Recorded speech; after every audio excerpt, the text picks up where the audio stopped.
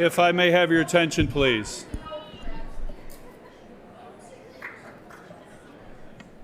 If I may have your attention, please. At this time, we're going to begin the service here in our chapel for Mrs. Marilyn Dermer. As we begin the service, I would ask if any of you might have a cell phone or any other noise-making device, please turn them off at this time. Officiating the services here today are Rabbi Jeffrey Weil and Cantor Daniel Gale from Ezra Habanim, the Niles Township Jewish Congregation. Apologies, Cantor, for your name not initially appearing. We have reprinted service folders that are available as you depart.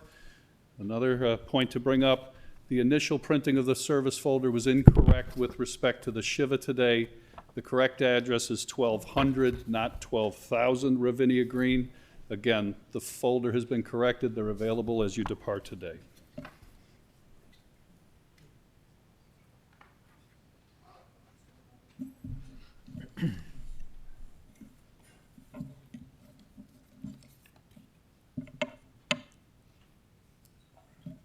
Adonai, ma Adam v'teida'ehu, ben enosh v'techeshvehu. Adam lehevel damav. Ketzel over baboker yatzitz v'chalaf, la'erev yimalel v'yavesh.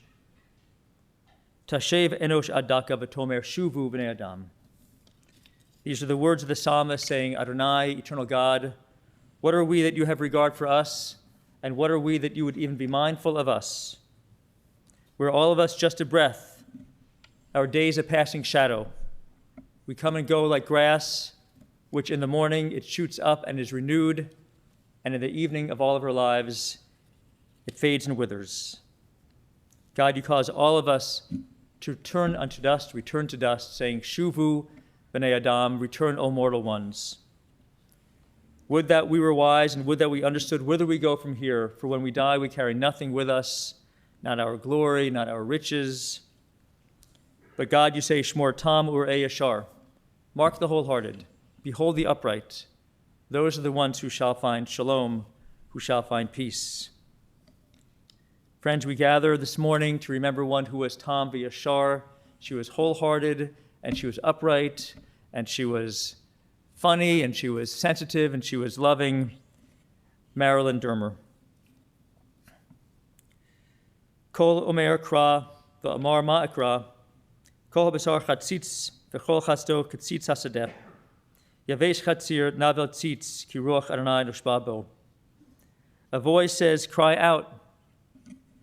And I say, what shall I cry? All flesh is grass, all its beauty like the flower of the field. The grass withers and the flower fades. Surely the people are grass, but the word of the eternal God endures forever. It's my honor to call forward my colleague, Cantor Daniel Gale, to recite the 23rd Psalm, to chant it, and after that we will recite the 23rd Psalm in English together. It is in our handouts.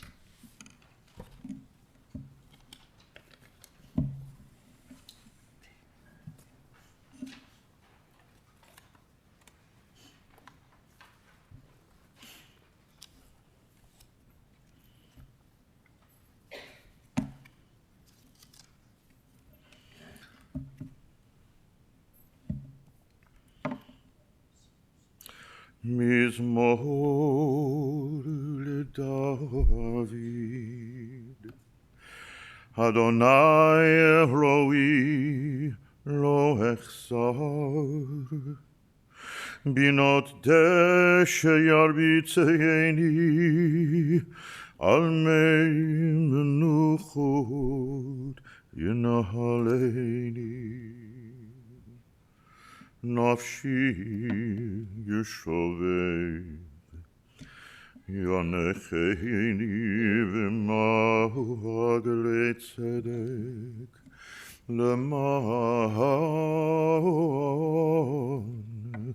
leman shemo. Gam ki elech begeitz al mavet lo hirara ki כי התורה עמדי. שבטך ומשענתך המה ינחמוני. תערוך לפני שולחן נגד צוררי. דשנת בשמן ראשי, כוסי רוויה. אך טוב וחסד ירדפוני כל ימי חיי, ושבתי בבית אדוני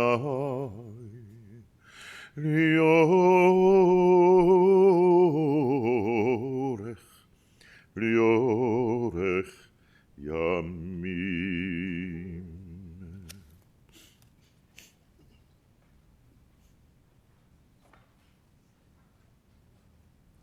We read together.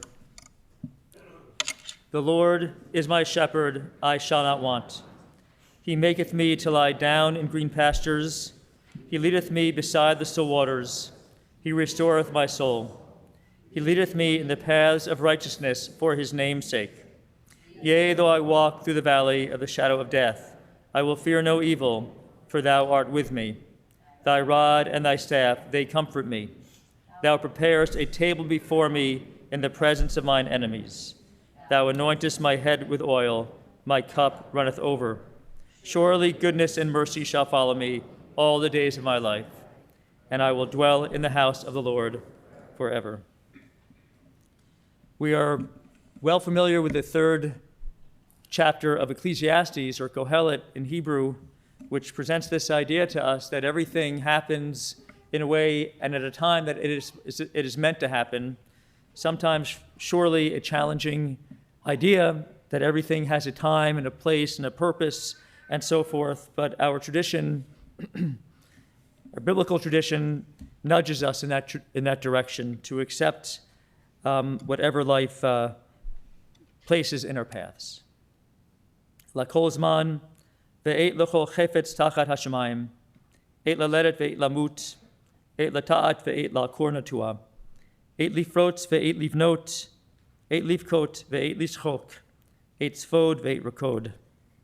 For everything there is a season, a time for every purpose under heaven, a time to be born and a time to die, a time to plant and a time to uproot that which is planted, a time to tear down, a time to build up, a time to weep and a time to laugh, a time to grieve and a time to dance, a time to throw stones and a time to gather stones together, a time to embrace, a time when we must refrain from our embraces, a time to seek and a time to lose, a time to keep, a time to discard, a time to tear, a time to sow, and a time to speak, and a time for silence.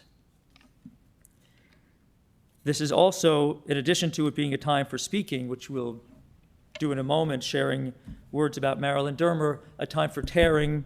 After this service, I will gather with the family, and those who are the mourners, the official mourners, will do the act of kriya, the act of tearing a ribbon or a garment which exposes the tear and the rupture in their own lives. But now it is a time to speak words in honor of Marilyn Dermer.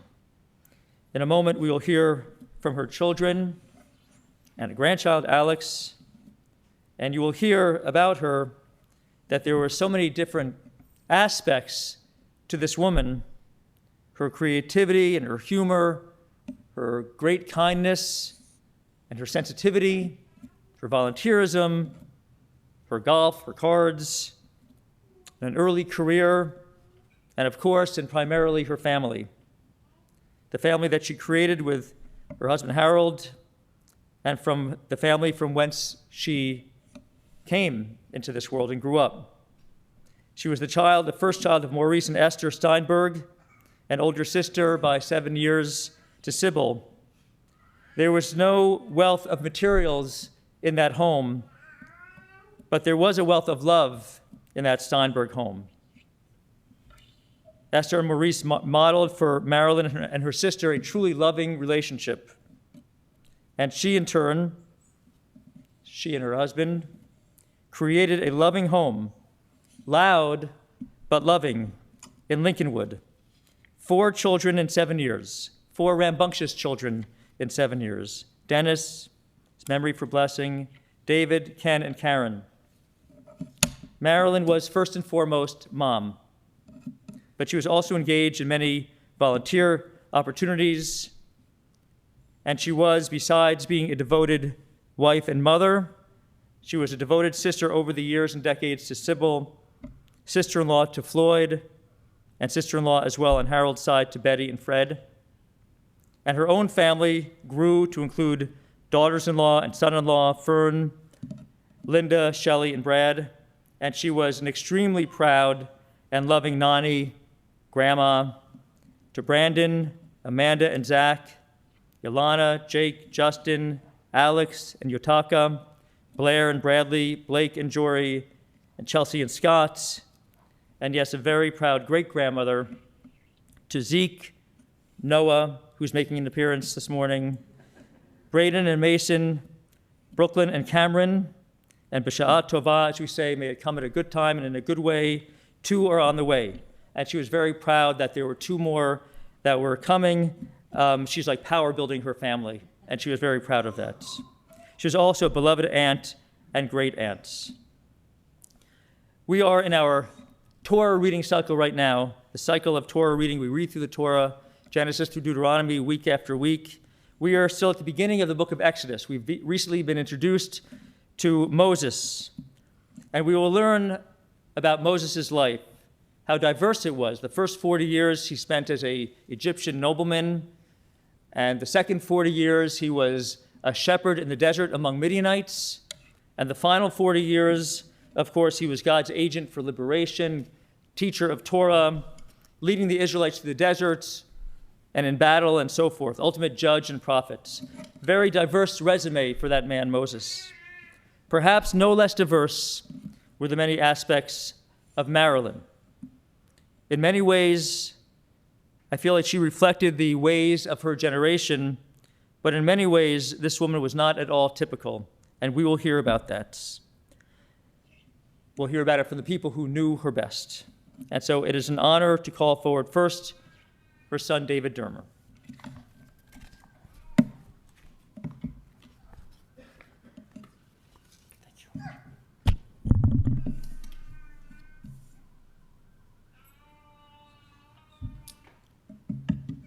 Hi, I'm David. I'm my mom's favorite child. Watching the person who gave you life struggle with breath is something that will hurt every fiber of my body. But my mom, she lived a good life. She had some pain, but mostly many, many good times. Yesterday, the rabbi asked us for one word to describe my mom. And being the creative type, I came up with the word mom, because I figured that's how I knew her and the family knew her. But I asked him if I could get a couple other words, and he was nice enough to allow me, so I've got 5 words that I think best reflect my mom. The first one is nice. My mom had a very, very kind heart. She was the type of person that would do nice things to nice people, even if it didn't benefit her at all. And it's something that, she taught all of us. Today's day, a lot of people call that, people pleasers, but I think she just liked to see people happy. And, in her honor today, I'd like to mention a couple of nice things that have just happened in the last few days. Alex, my nephew, just got recognized for a James Beard Award, which is quite outstanding for a kid that started making ramen at like 7. So he's done a wonderful job. And then my friend John just had his first grandchild today. So that's very exciting, and I know my mom would be very pleased. Beautiful. My mother was actually a fur coat model back in the day that you could model fur coats. She was a very, very pretty woman in the 1950s with the name of Marilyn. She was as pretty as the other Marilyn, but she was Jewish and only had one husband. that we know of. Funny, my mom was very quick-witted, and it really came in handy dealing with doctors and nurses during the last years of her life. You know, one thing that they do all the time when you're in the hospital, they keep asking you, you know, what's your date of birth? And my mom kept saying to them, I told you already. Don't you remember? It was just 2 minutes ago. And they all loved her. They all laughed at her.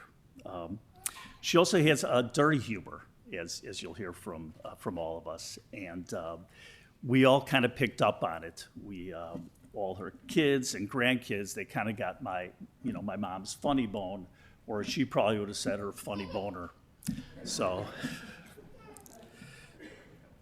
supportive. She always supported her children. She was always on our side.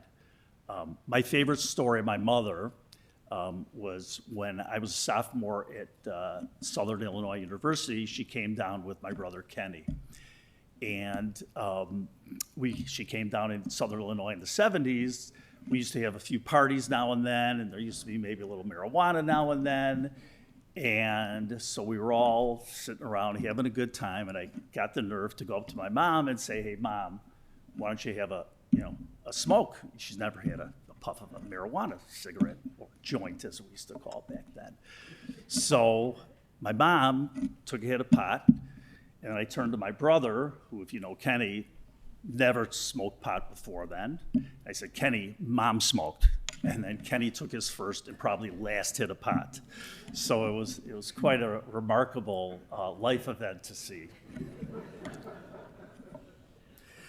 And probably the strongest trait that I was remember about my mom is that she loved to sing.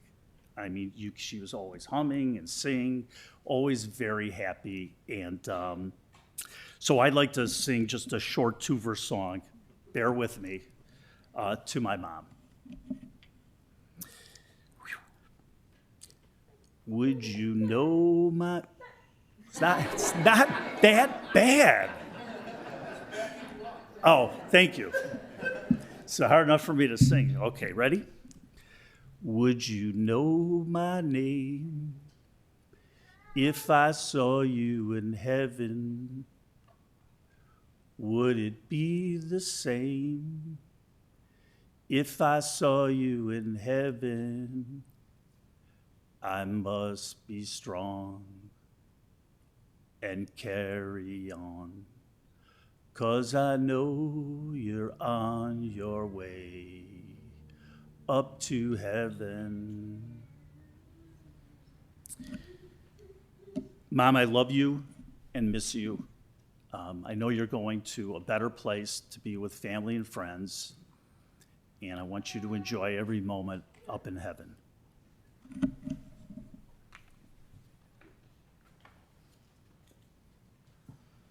Thank you so much, David. It's beautiful. Daughter Karen.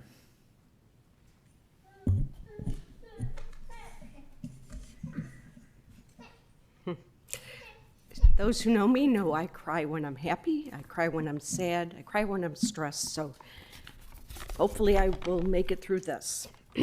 I'm Karen, I'm the baby, or the favorite child. The lessons our mother shared with us were by example. They were compassion, compromise, resiliency, and she always did it with grace, charm, and love, and her sense of humor. When Mom was a little girl growing up in the Depression, money was tight. Still, her parents made sure she had dance and acrobatic lessons. She loved to do headstands, backbends, and cartwheels. She was quite athletic and pretty fearless. Mommy had a dream to be a kindergarten teacher, but didn't have the money to go to college, so instead she became a working woman. Her love for children was very apparent. She couldn't walk by a baby or a toddler without making faces, playing peekaboo, or engaging them in some way. When she would take me shopping, these excursions always ended up pretty much the same way. She'd find a lost child, and she had to save them, but saving them meant, Karen, you're little like they are, go talk to them. And then off we'd go to the salesperson or finding their mother. And I never got a piece of clothing without saving somebody on that trip.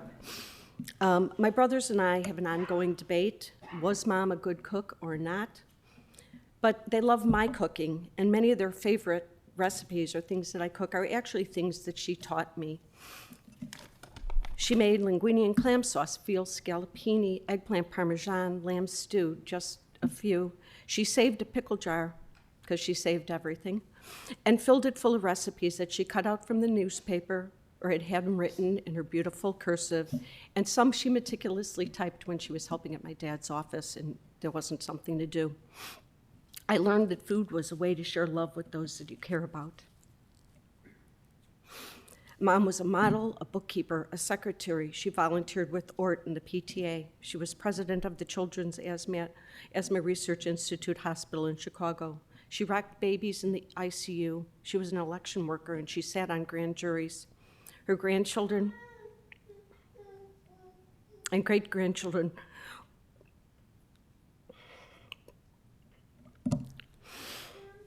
were possibly her greatest joy. First and foremost, she was a mother. She loved us all unconditionally and was proud of all of our accomplishments and who we became. We never could have done it without her.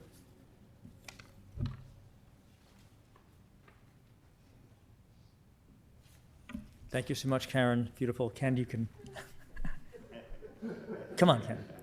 Ken Dermer, son, thank you. Today is actually a time to celebrate the 96 and a half years of my mother, so I'm stoned out of my head. No.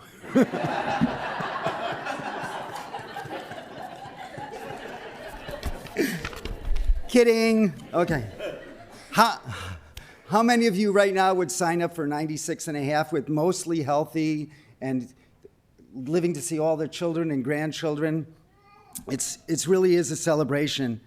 David shared with Mom as a person and a mother. Karen talked about her early years, pre-Harold career and plans. And I'm going to talk about the last quarter of Mom's life after Harold, because really it was 25% of her life after my father passed away. Mom and Dad spent November 1st to May 1st in Palm Springs, regardless of whatever was going on in Chicagoland. We had to get married 6 months later because we couldn't get married during that period. Dad passed away in '99, and after a year or so break, Mom started spending parts of the winter in Florida. She developed friendships there with widows and couples. Everyone loved to be with Mom because of the things that David talked about being funny and nice. She rarely argued and always wanted everyone to get along and told you what you wanted or needed to hear. Marilyn Dermer did the best that she could to help others, always compassionate and caring. After a few years, she decided that a senior community would be the best thing for her. And moving to Mather was. It was a rebirth for my mother. She was blossoming. She was thriving. If anybody else has another adjective, that would be great. She had her own apartment, but she had community meals and group activities. So she wasn't alone in an apartment by herself. She joined the choir, and she was at every art class. She loved ceramics, needlepoint, crocheting, painting, writing poems and parodies. She loved giving those creations to her children and grandchildren. Mather made her an ambassador to entice prospective residents because anyone who visited was impressed by Mom's zest for life and making the most of the cards she was dealt. She was the vice president on the resident board, plus serving on the entertainment and food committees. Mom also wrote a parody to Fernando's Hideaway, which became the theme song of the choir. She loved the choir and was always singing. She wrote a poem short story about a dinosaur, which the person in charge of art at Mather helped turn into a 5-minute animated movie. Grandma Moses had nothing on her. Page 2. At Mather Place, they had brunch on Sundays and no dinners. So Mom often joined us on Sunday night for dinner and games. Her quick wit and filthy mind had all of us laughing hysterically. Mom made the kids feel special and Shelley feel like another daughter. I know the other daughters-in-law and son-in-law feel the same about Mom, and I know many of our friends, all of our friends, feel like Mom is kind of a second mother to them. Whenever they visited the house, they felt very, very comfortable.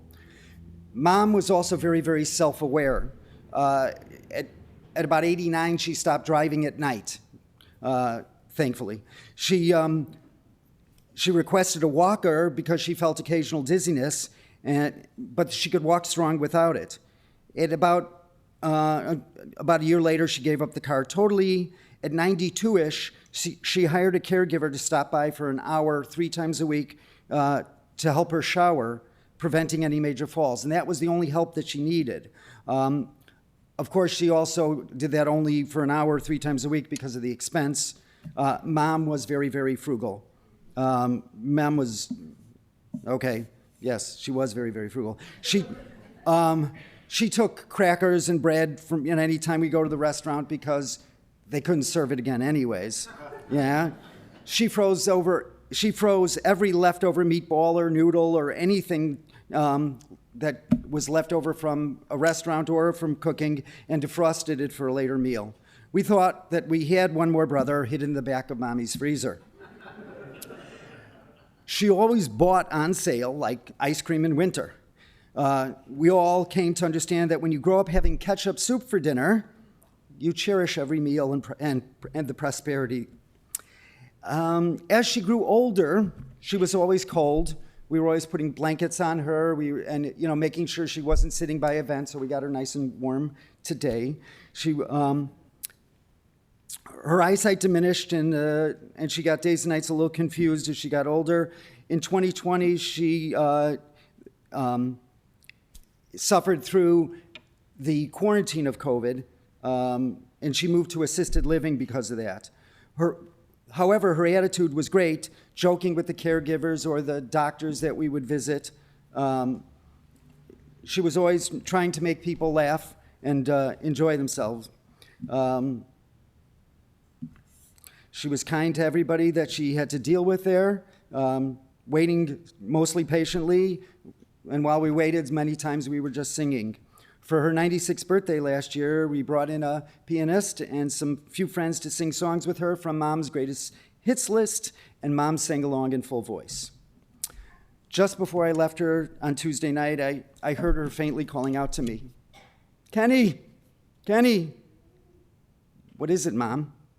I could see the clarity in her eyes, her last chance to share something important with me. "Kenny, Kenny, you're my favorite."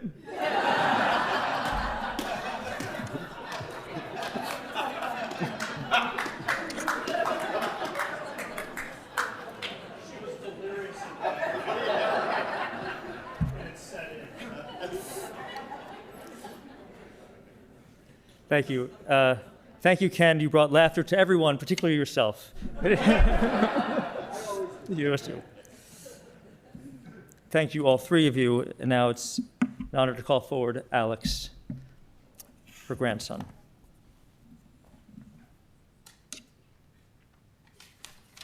Alrighty. Hey, everyone. Nani's passing feels like an end of an era. When talking about her, all of the cousins mentioned her awesome sense of humor, and she was incredibly clever. So some of my favorite memories of her involved her randomly walking up to me and whispering an inappropriate joke in my ear. I asked my mom if I could share some of them. She said absolutely not in public, so I'll just leave it up to imagination for everyone.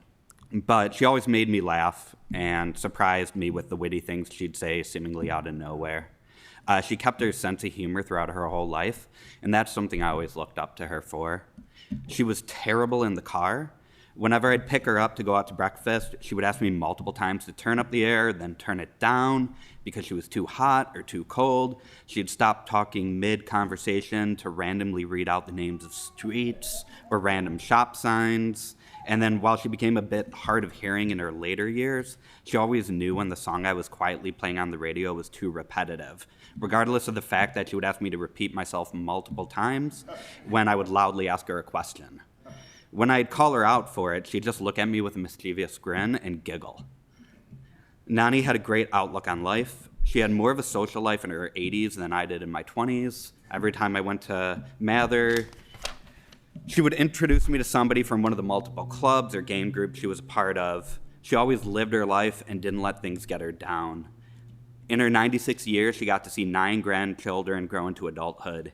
She got to meet 7 of her great-grandchildren and pass knowing there were more on the way. And I feel blessed that we all had her in our lives for that long. While it's sad that she's gone, when I think of the life she lived, the family she helped build, and all of us who loved her deeply, I'm filled with an immense amount of gratitude and hope that I can live my life as she did by being generous, compassionate, and telling a lot of inappropriate jokes along the way. Thanks.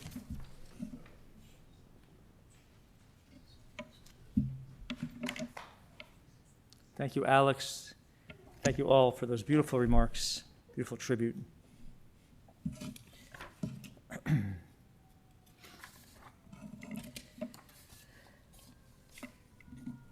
I mentioned Moses earlier before the family remarks, and Moses, although being as well as being the leader of a great big nation, was also, according to our tradition, caring of, concerned about the meekest of God's creatures.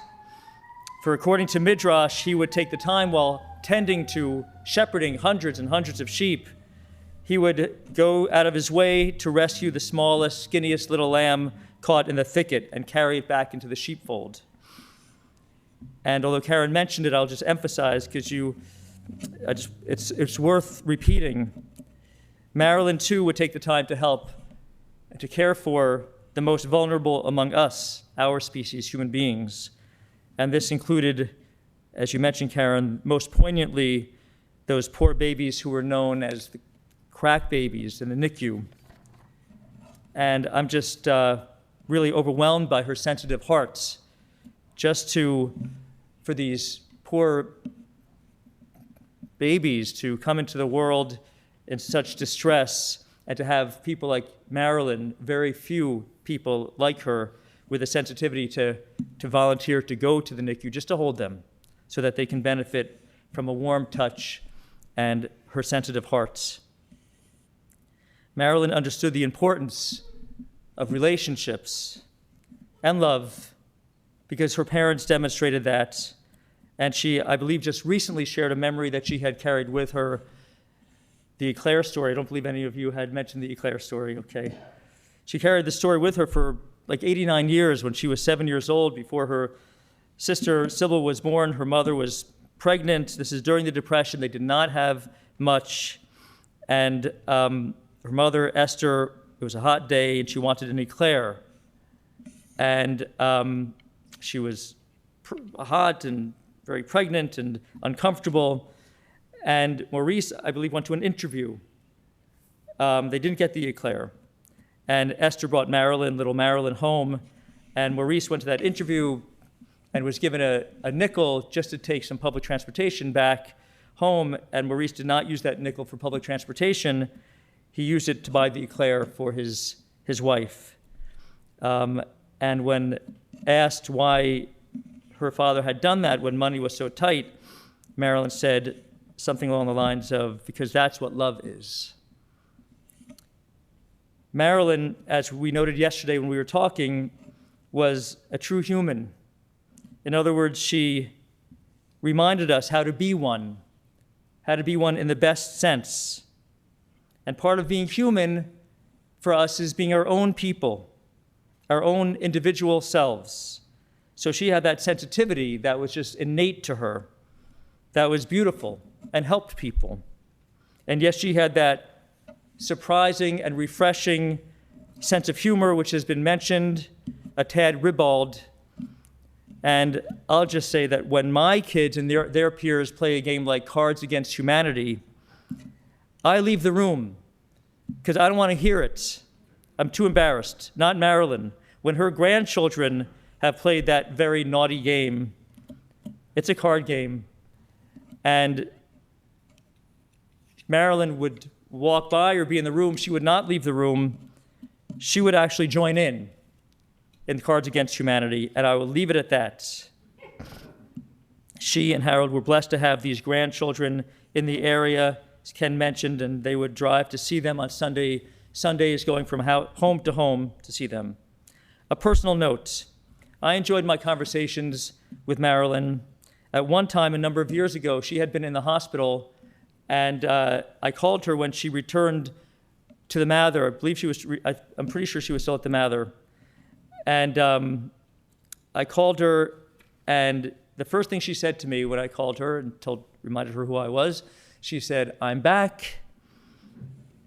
But I was really impressed by the last thing that she said to me in our conversation. She said, "Thank you very, very, very much for your call." She may have been grateful for my call, but I was grateful for her thanks. We all know how good it feels to be affirmed. When someone truly affirms us, truly and gratefully and sincerely affirms what we have done. And that's what Marilyn, with that one little sentence containing those three veries, did for me on that afternoon.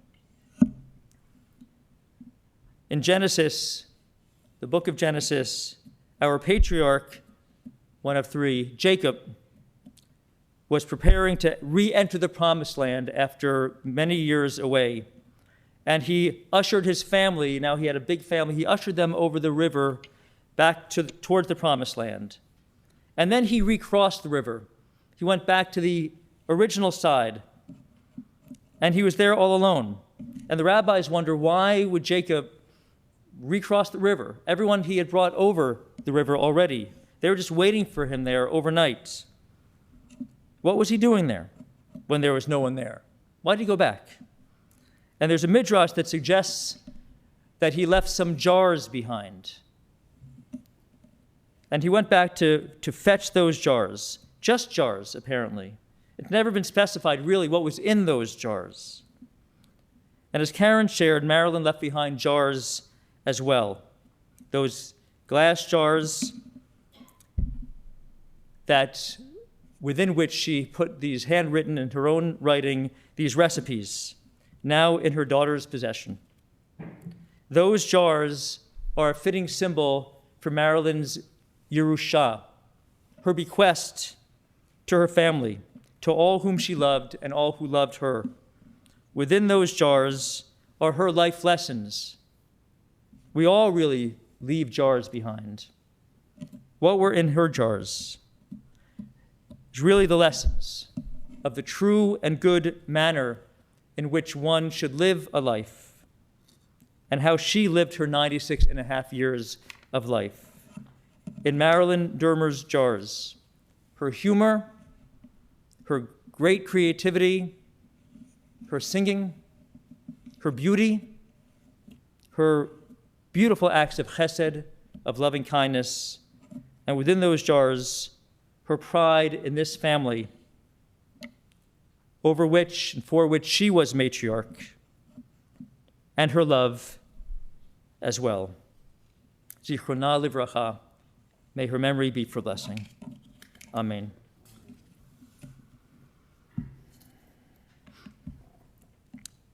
Leida hi reshit, uftira tachlit hachaim kamasahem, kahalicha tzmicha mishalav l'shalav.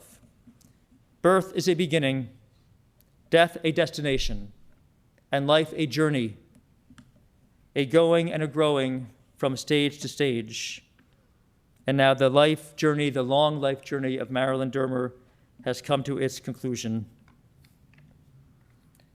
And so into your care, O God, we entrust the spirit of Marilyn Dermer. For you keep faith with your children in death as in life. Sustain all of us, O God, that we may meet with serenity the mysteries that lie ahead for us, so that when we walk through the valley of the shadow of death, we will know, God, that you are with us as a loving friend in whom we put our trust. You, O God, are the light of our lives and our hope in eternity. We now please rise for the memorial prayer, El Malei Rachamim.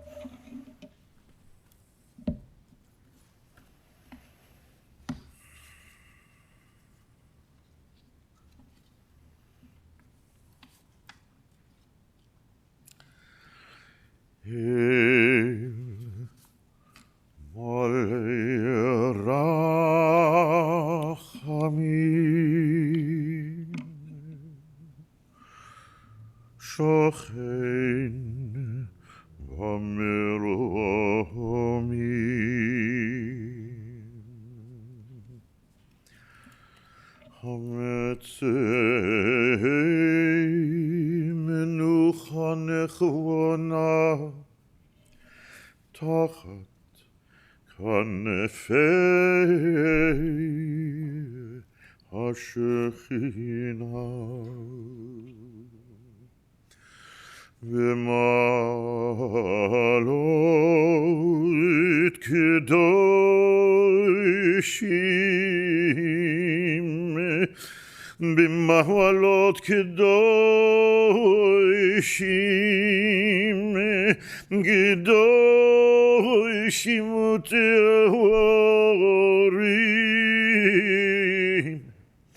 כזוהר הרקיע והזהירים. את נשמת מרים בת משה ואסתר שהלכה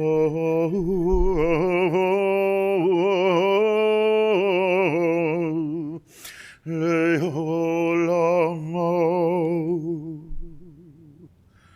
אנא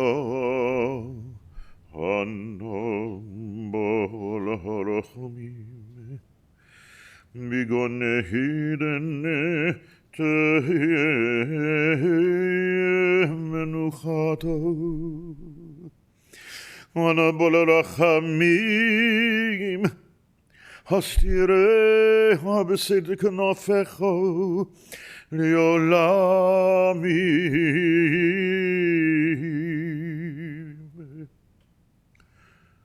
וצרור בצרור החיים,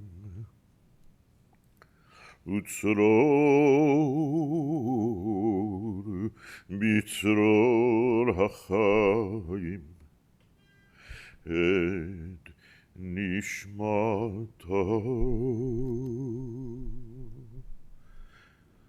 אדוני הוא נוח לטוב, ותנוח בשלום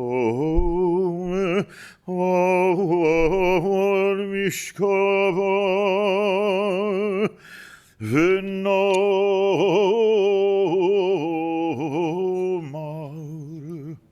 ונאמר אמן.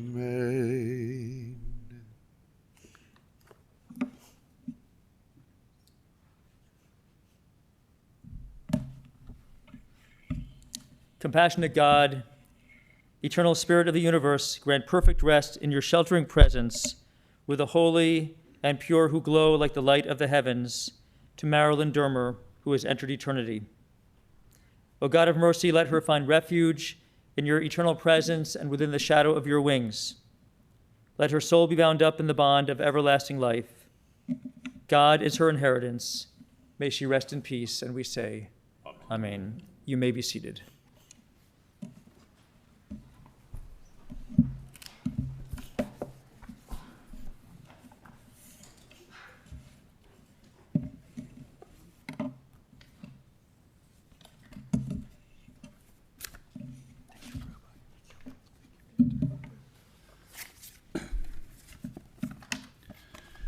This concludes the service here in our chapel. The interment will take place immediately at Waldheim Jewish Cemetery in Forest Park. However, it will only be funeral staff and the immediate family members that will go to the cemetery. Essentially, if you're not in one of the 4 limousines, you'll be expected or welcome to join the family beginning this evening at 5 p.m. until 9 p.m. at Ravinia Green. Again, if you have an old folder, it shows 12,000. The correct address is 1,200. We've reprinted folders that are available. For those of you watching the service online, that information was corrected some time ago. Following the gathering today at Ravinia Green from 5 until 9, the family will also be sitting Shiva at the Dermer residence, 8833 Kenton Avenue here in Skokie, on Friday from 2 to 5 and from Saturday to 6 to 9. That information's on the funeral service folder as well. Also, please note that Mrs. Dermer's family has asked that contributions be made in her name to the American Diabetes Association and Ezra Habonim. That information is included as well. For those watching online, that information is on the website you are currently on. For those of you online as well, we will not be broadcasting the service at the cemetery. This live feed will terminate in the next few minutes. The following individuals who are the grandchildren have been selected to act as pallbearers. As I call your names, if you please step forward. Brandon Dermer, Amanda Zeman, Ilana Dermer, Jacob Dermer, Justin Martin, Alex Martin, Blair Schiller, Blake Dermer, and Chelsea Evans. At this time, I would ask everyone to please rise as Mrs. Dermer and her family, the rabbi and cantor, are escorted from the chapel.